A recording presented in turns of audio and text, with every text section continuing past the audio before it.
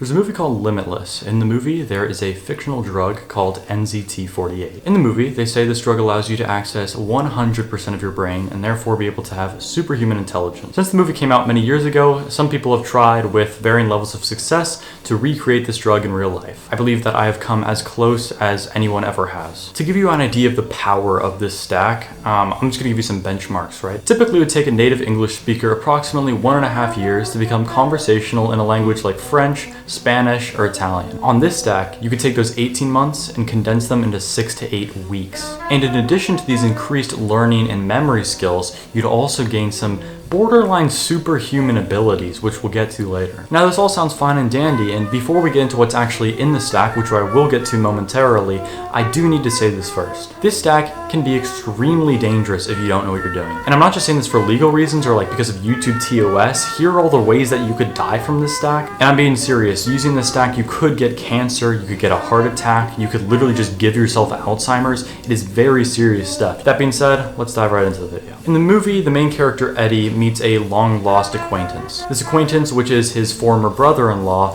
tells him about this new drug that his company is developing. This friend mentions how you're only able to access 20% of your brain, and with this drug, you're able to access 100%. Now, this movie actually got a surprising amount of stuff correct, just in terms of the work output and capabilities of the human mind, but the way that it went about it is incorrect. The idea that we only use 20% of our brains is just not true. We actually always use 100% of our brains nearly all of the time. A better way to think about this is a car. If you're driving your car in first gear, you're using 100% of your car. It's not like you only use part of your engine in first gear. The difference is that car isn't working at maximum efficiency. With this stack, what we're actually looking to do is bump our car from first gear to second. And furthermore, this access cannot be accomplished by just a single magical pill. First of all, we have to define what we actually mean by cognitive enhancement. The 4 levers that I've identified are working memory, processing speed, focus, and neuroplasticity. And there is one bonus one that we'll get to later. The 4 parts of our stack are hardware, software, pruning, and support. Now that we've established the groundwork, let's get into the actual stack. This part will get a little bit technical, so if that's not for you, you can skip to the next chapter. First is the hardware layer. This will allow us to build new neural networks. The heavy lifter here is a peptide called DHEXA. DHEXA's mechanism of action is activating HGF and c-Met pathways. These are actually the same pathways that are used in embryonic development. DHEXA directly stimulates neuron growth. In animal models, DHEXA has been shown to be 10 million times more potent than BDNF,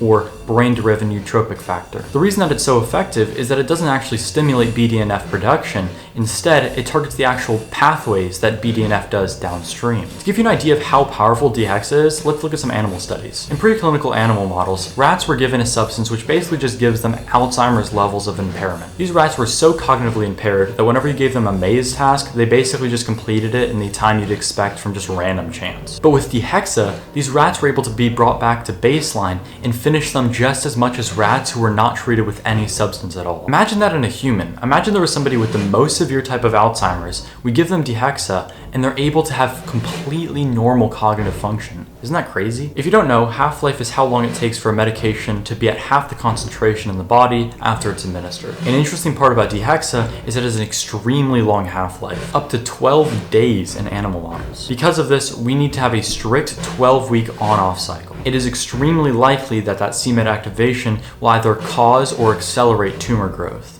aka cancer. The second medication in our hardware stack is eutropoflavin. It's a synthetic derivative of 7,8-DHF. Eutropoflavin is engineered to selectively bind to TRKB receptors, which is the primary receptor for BDNF, as we discussed earlier. Eutropoflavin synergizes amazingly with DHEXA. This is because DHEXA forces the brain to create new synapses, and eutropoflavin encourages them to survive and thrive. Eutropoflavin peaks at about 4 hours and maintains TRKB reception for about 16. The final medication in the hardware layer is cerebrolysin. Cerebrolysin is interesting because it's actually derived from pig brains. It's a peptide complex that contains multiple neuropeptides. Unlike some other synthetic compounds which target only individual growth pathways, cerebrolysin actually just targets all of them. The primary role of cerebrolysin is neuroprotection. When we stimulate these new neural connections so quickly, it can lead to excess glutamate production. And excess glutamate can cause exotoxicity, which is neuron death. It's interesting because in the movie, Eddie actually experiences exotoxicity. He has periods in the movie where he'll black out out and not understand where he is or what he just did. This is because he's basically just giving himself Alzheimer's. Because he's operating at such a high level all of the time,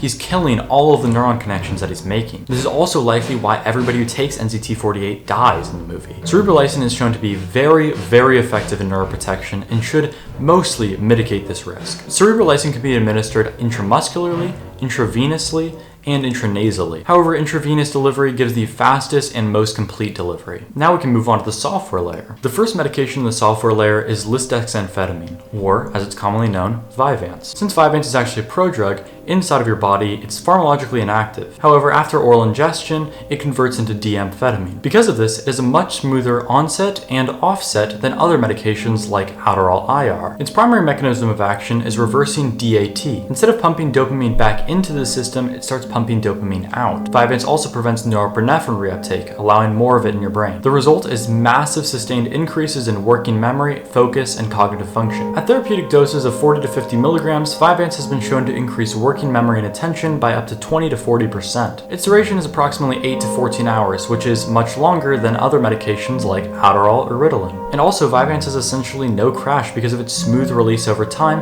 at therapeutic doses. Now, Vyvanse can be prescribed up to 90 milligrams a day, but we're sticking to 40 to 50 because at those doses, there's much higher risk of cardiovascular issues and just diminishing returns in general with the cognitive benefits. The second medication in this layer is Atamax. Now, if you're interested in peptides or research chemicals or pharmacology in general, you may have heard of the peptide Semax. Atamax is actually an analog of Semax, but it's much more bioavailable and it crosses the blood-brain barrier about 3 to 5 times more efficaciously than Semax. The primary mechanism of action for Atamax is upregulating BDNF levels. In addition, though, it also sensitizes TRKB receptors, which synergizes perfectly with our aiptoflavin, as we talked about earlier. In the little bit of Russian clinical literature that we do have, we can see working memory increases of 25 to 40%. When delivered intranasally, the onset is in about 15 to 20 minutes, and it lasts 4 to 6 hours. Now on to the third layer, continuous support. This layer is a little boring, but is strictly necessary. The first substance here is alpha-GPC. Alpha-GPC is interesting because it is the single most bioavailable precursor to choline available. Alpha-GPC crosses the blood-brain barrier and is converted into acetylcholine. Acetylcholine is a primary neurotransmitter in memory, focus, and learning. Alpha-GPC is crucial in our stack because we're using dopaminergic stimulants and aggressive learning,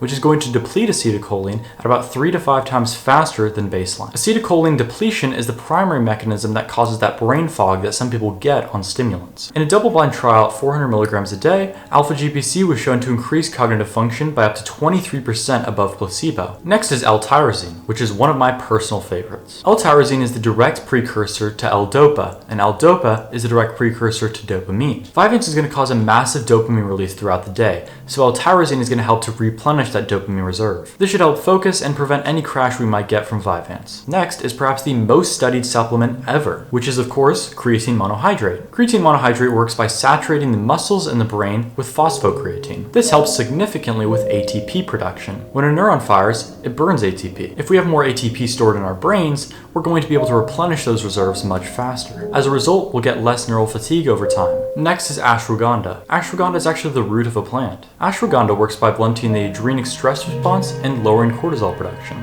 A double-blind trial showed that ashwagandha supplementation reduced cortisol production by 27%.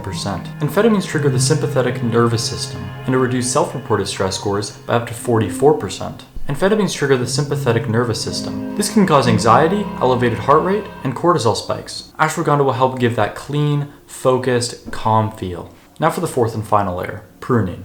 First is psilocybin. Technically, any psilocin prodrug should work, so stuff like 4-ACO-DMT in theory is fine, but psilocybin is the most common example. Psilocybin is a partial 5-HT2A agonist, which will help to suppress the DMN, or default mode network.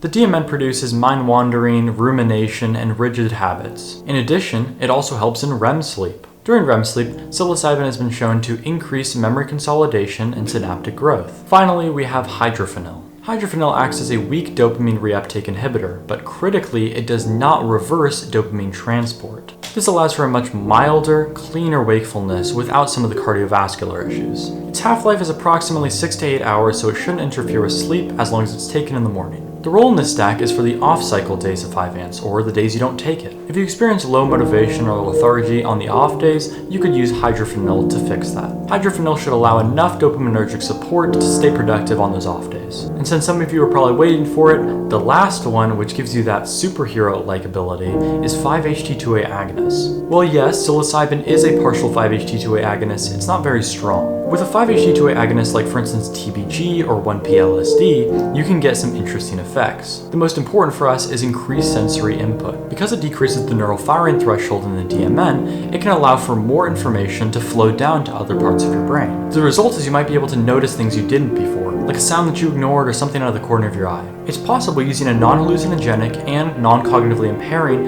5-HT2A agonist would allow you to do something like the I see everything scene in Limitless. But you would even think that shows me how unprepared you are to fight me. You're no longer equipped to fight me. I may be off, but you think I didn't learn anything? That my synapses didn't change, that I kept absolutely nothing? You have no idea what kind of enemy I can That be. van's gonna rear end that taxi. What? The driver's distracted, he's texting, he's going 30 miles an hour, he's 60 feet to stop, he doesn't have room. What van?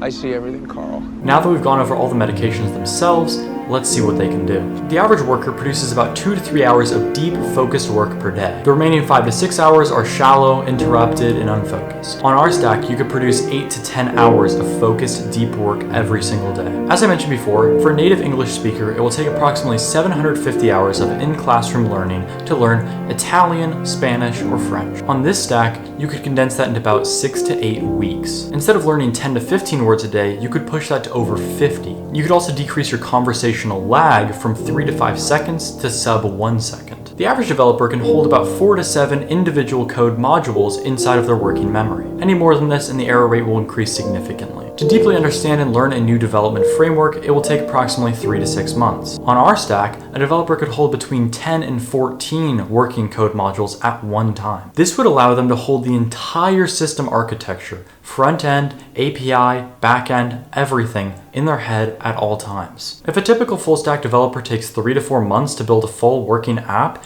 you can get a prototype in 3 to 4 weeks of 8-hour days on this stack. Debugging speeds would go from 2 to 3 hours to 25 to 30 minutes. And finally, for that superhero bit I was talking about earlier, we gotta go back to 5-HT2A agonists. Because of the 5-ance and other elements, you'd have increased processing speed. And using 5-HT2A agonists, you'd have a much higher sensory intake. Towards the end of the movie, the main character Eddie is being threatened by the antagonist. As a show of his skills, Eddie predicts that a car crash will happen seconds before it actually does. This isn't actually a superhuman ability, he's simply observing a driver that's distracted and he notices he doesn't have enough time to stop. Because of this, he can make a prediction about the future. It's possible you can do something similar on a modified version of the stack. You can also make variations of the stack, for instance to make over-the-counter options, budget options, specific ones for athletes, etc, etc, etc. If you're interested in